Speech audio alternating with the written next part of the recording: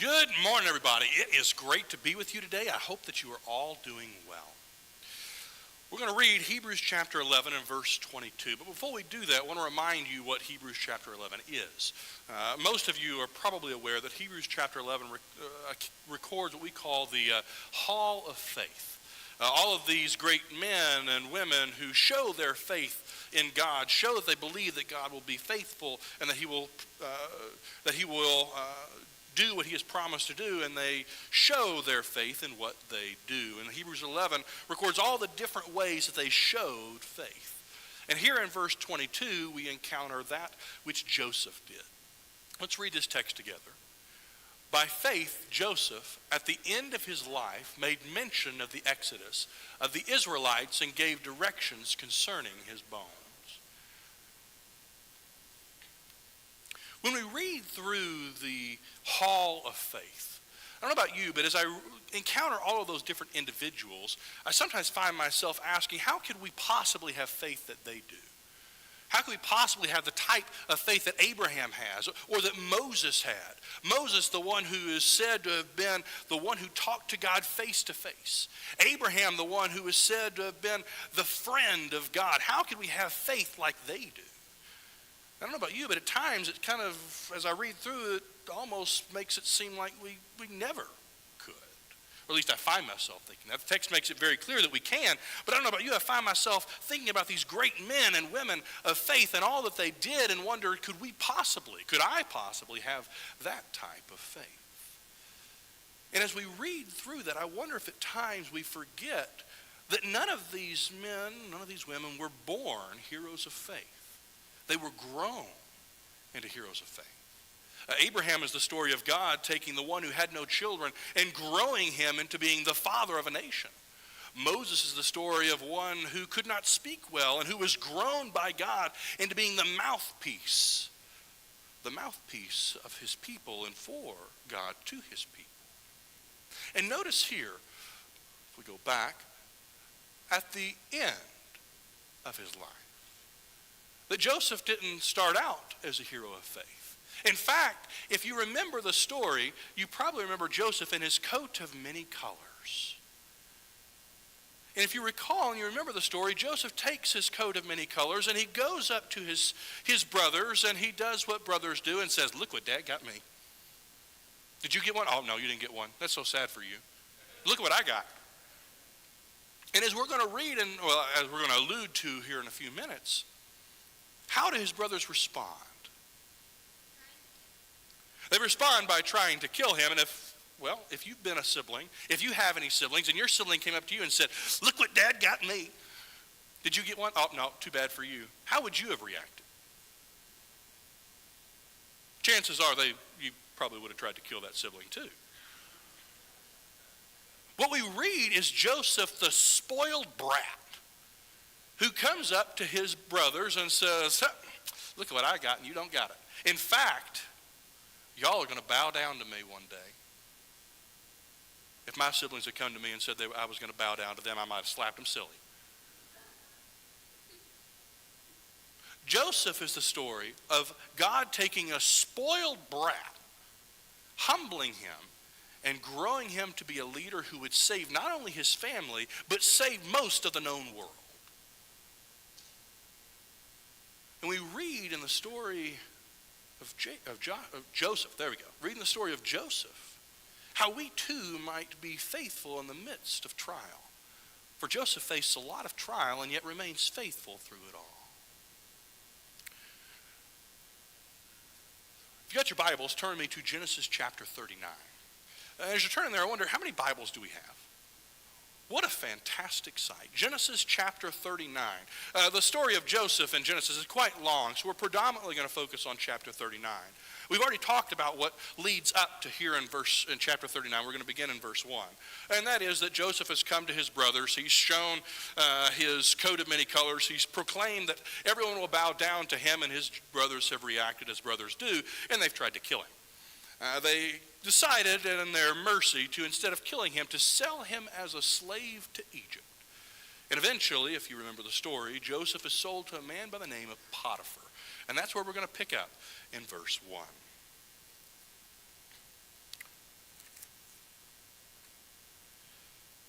Now Joseph had been brought down to Egypt, and Potiphar, an officer of Pharaoh, the captain of the guard, an Egyptian who bought him from the Ishmaelites, who had brought him down there. The Lord was with Joseph, and he became a successful man, and he was in the house of his Egyptian master. His master saw that the Lord was with him, and the Lord caused all that he did to succeed in his hands. So Joseph found favor in his sight and attended him. And he made him overseer of his house and put him in charge of all that he had. From the time that he made him overseer in his house over all that he had, the Lord blessed the Egyptian's house for Joseph's sake. The blessing of the Lord was on all that he had in his house and his field. Did you pick up on verse 2? The Lord was with Joseph. I wonder, did Joseph feel that God was with him? Let's recount everything that's taken place. He's been betrayed by his brothers. He's been sold as a slave by his brothers. He is now away from his family, away from everything that he has known. He doesn't speak the language. He doesn't know the culture. He is not merely a stranger in a strange land. He is a slave in a strange land. I wonder, did he feel like God was with him at the moment? The text makes it very clear that it was recognizable, at least to Potiphar, that God was with him. But the text says nothing about whether Joseph recognized that God was with him or not. First thing we learn from Joseph's life is in the midst of the trials of life, we're to remember God's faithfulness. For it seems that we all face trials at some point within our lives. Sometimes we might find ourselves asking the question, where is God and how could this happen to me? I wonder if Joseph asked that very question as he made the trek from his family down to Egypt, as he went through the slave auction and was sold. I wonder if he didn't just ask the question, where is God in the midst of all this?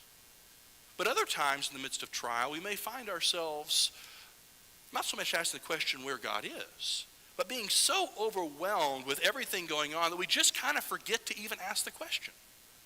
Be so overwhelmed with all the things that we're supposed to take care of in the midst of all the craziness of life that we might just forget that we're even supposed to ask the question, where's God? And yet, the text makes it very clear that regardless of how Joseph might have felt, that God had not abandoned him even in the midst of the darkness that he was experiencing there in Egypt.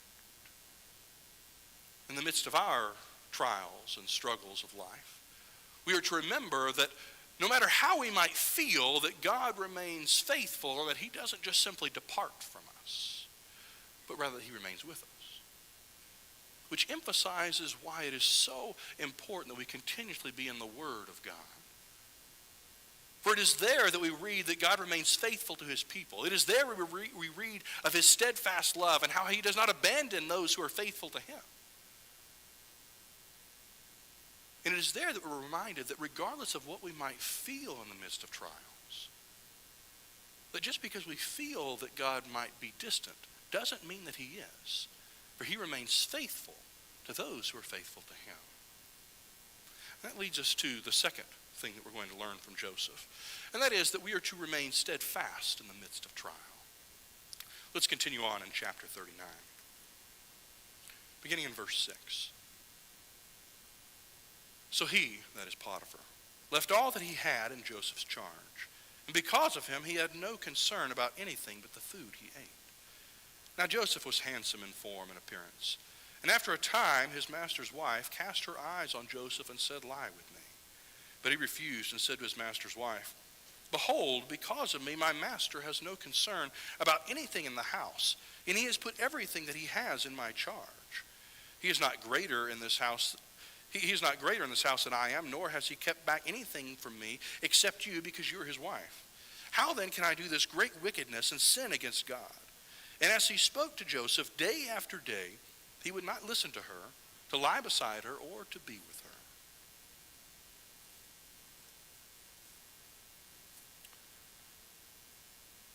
There's a man by the name of Jim Thorpe who was in the 1917 Olympics. I believe they were held in Sweden.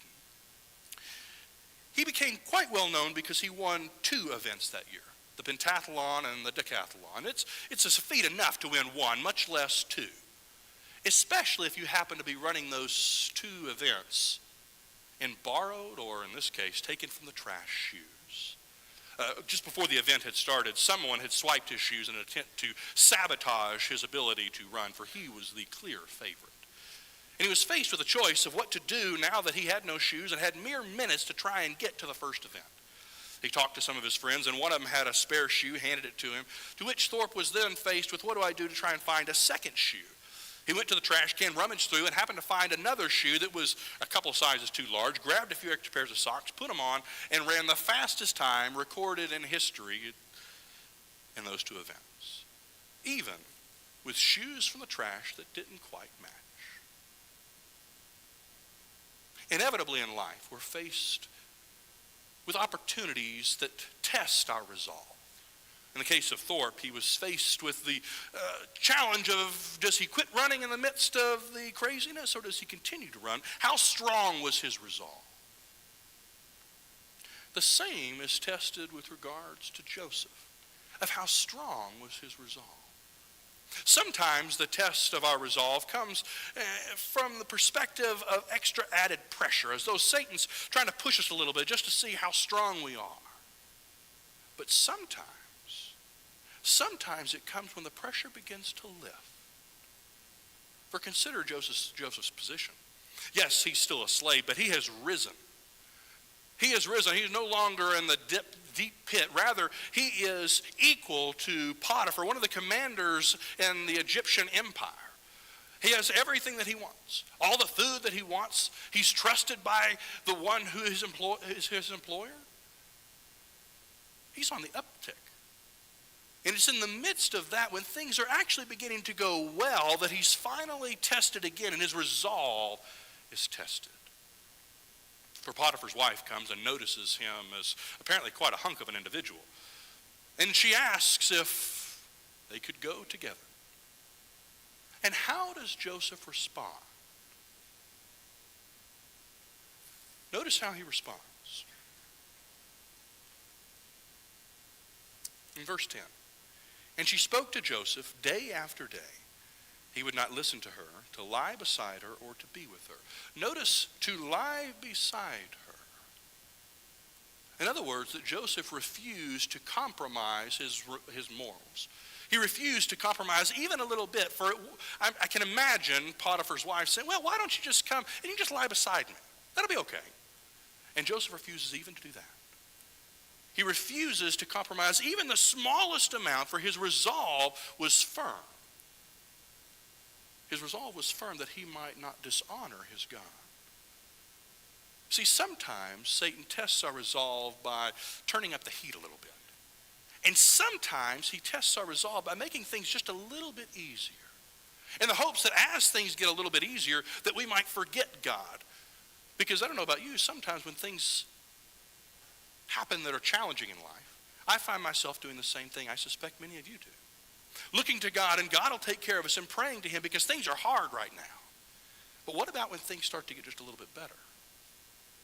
For that seems to be the moment sometimes when we cease to be as fervent because things are a little easier now. And that's the time when our resolve is tested as well.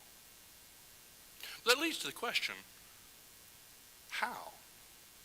How are we to maintain our resolve in the midst of trials, whether it's Satan turning up the heat or whether it's being lessened just a little bit? And notice what Joseph does.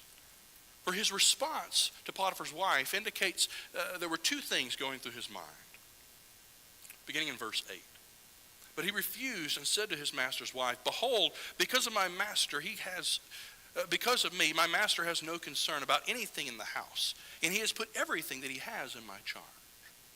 That one of Joseph's concerns in the midst of this trial, in the midst of this temptation, in the midst of his resolve being tested, was how will my response impact those who are around me?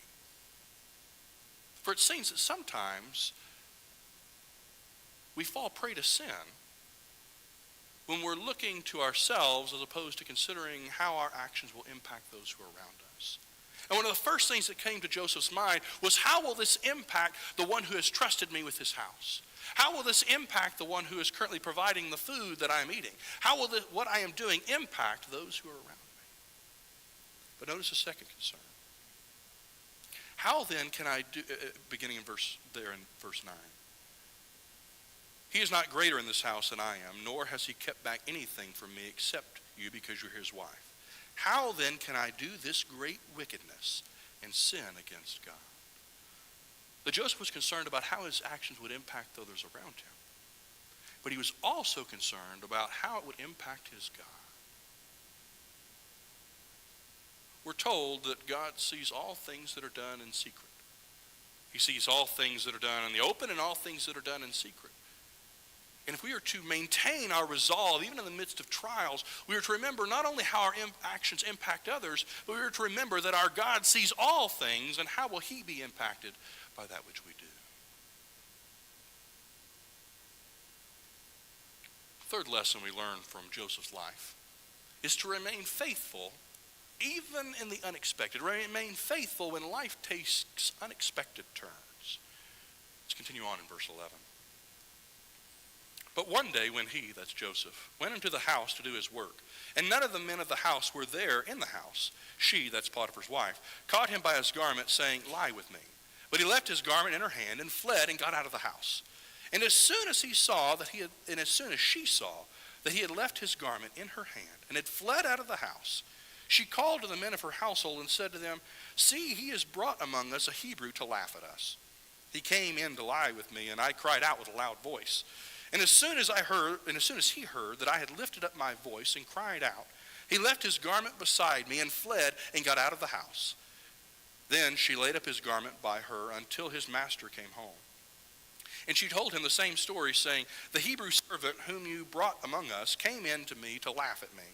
But as soon as I lifted up my voice and cried, he left his garment beside me and fled out of the house.' As soon as his master heard the words that his wife spoke to him, 'This is the way your servant treated me,' his anger was kindled. And Joseph's master took him and put him into the prison, and in the place where the king's prisoners were confined, and he was there in prison. But the Lord was with Joseph and showed him steadfast love and gave him favor in the sight of the keeper of the prison."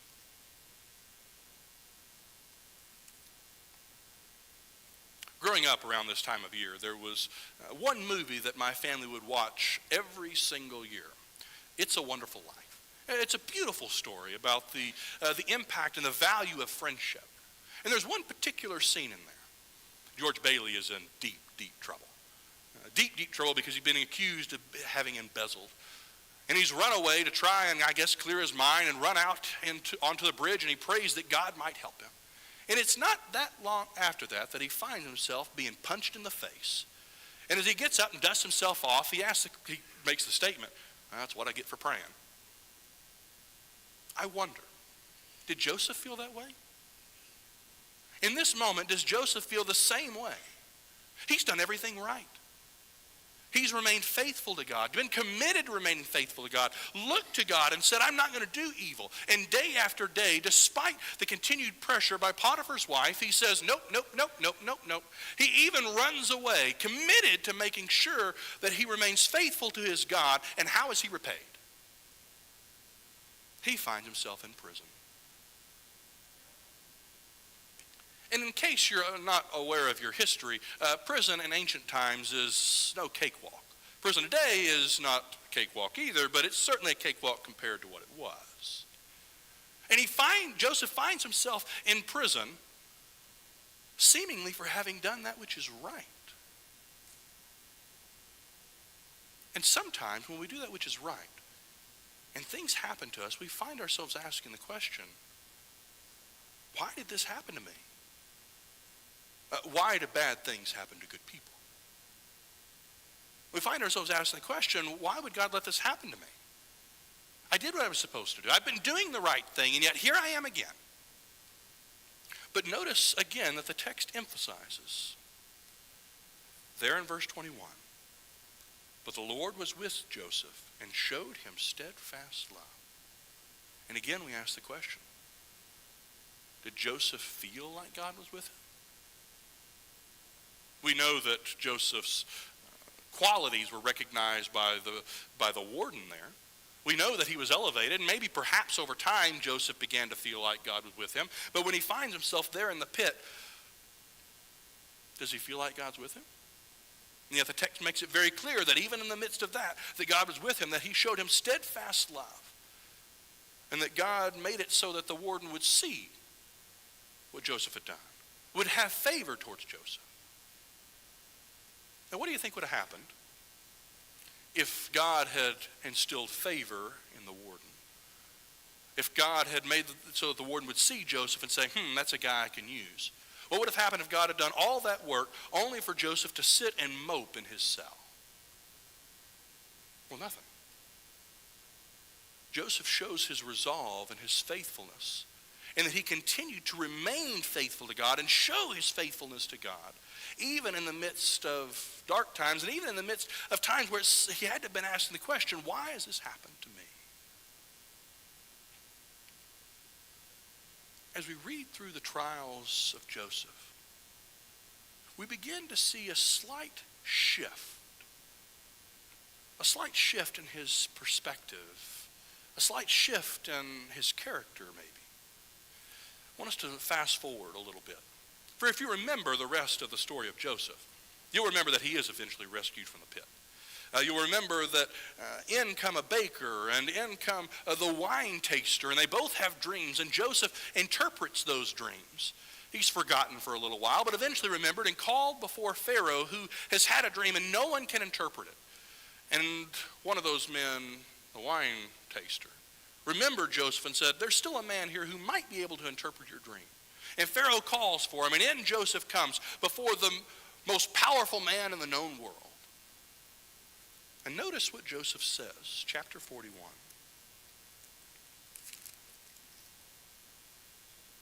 In verse 16. Pharaoh is asking Joseph, can you interpret my dream? And notice Joseph's response. It is not me. God will give Pharaoh a favorable answer.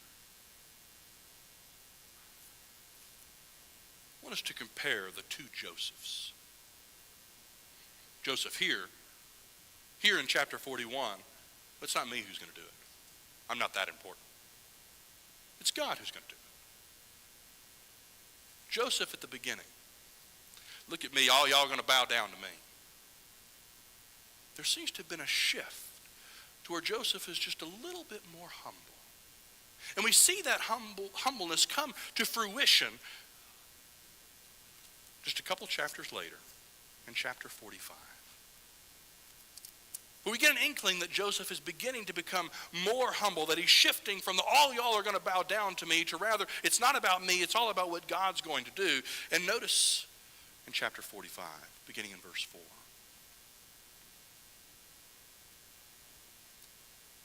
So Joseph said to his brothers, come near to me, please. And they came near. And he said, I am your brother Joseph, whom you sold into Egypt. And now do not be distressed or angry with yourselves, because you sold me here. For God sent me before you to preserve my life. For the famine has been in the land these 2 years, and there are yet 5 years in which will be neither plowing nor harvest. And God sent me before you to preserve you, a remnant on earth, and to keep alive for you all many survivors. So it was not you who sent me here, but God. He has made me a father to Pharaoh and lord of all his house and ruler over all the land of Egypt. Here, Joseph's brothers come to him and learn who he is. And you can imagine how they were quite concerned about what Joseph's wrath might be. After all, they only knew the early Joseph, the one who said, you were all going to bow down to me. And how would such a man react? But notice how Joseph responds. It wasn't you who did it. God sent me ahead so that he could preserve you. It wasn't your fault. It was God bringing me here so that all of us could be saved. We see Joseph's humility come to complete fruition as he looks back over his life and recognizes that God brought him and did everything he needed to bring him to this point so that he would be in the position that he is to save others. I suspect in the midst of it, if you'd asked Joseph as he was on his way in the caravan towards slavery, I suspect if you'd asked him, do you think God was with you? He might have at best given you a shrug of, I don't know. It's not really seeming like that right now. After being betrayed by Potiphar's wife and tossed into prison, if you'd asked him, do you think that God is with you? Maybe he would have said yes. Or maybe he would have just shrugged his shoulders and said, I really don't know. I'm not sure. I can't really see what God is doing or why this is happening. But at the end of his life, as Joseph looked back over everything that had taken place, because of how God had worked and grown him in the midst of the trials of life, he was able to say, I didn't see it then, but I do see it now, what God has done, and because of his faithfulness to me, and because I have remained faithful to him, he has prepared me and equipped me for what he needed me to do.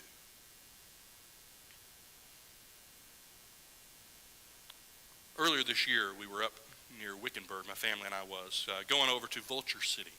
There's a ghost town there, and when you see a ghost town, you should stop.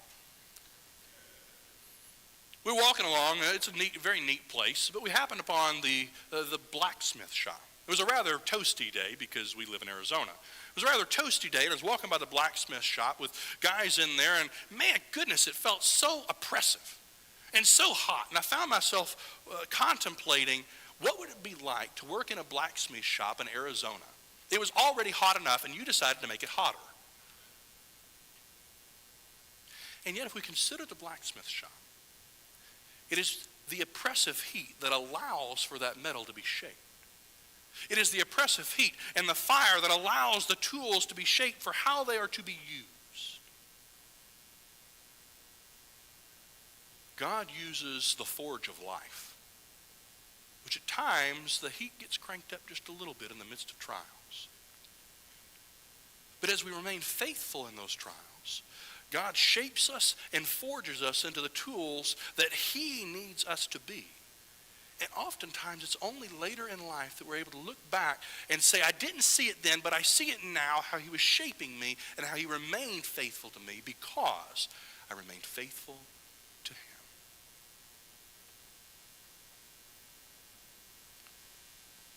This morning, it's possible that there are some here who find themselves in the midst of trials and you feel like the heat's been turned up just a little bit.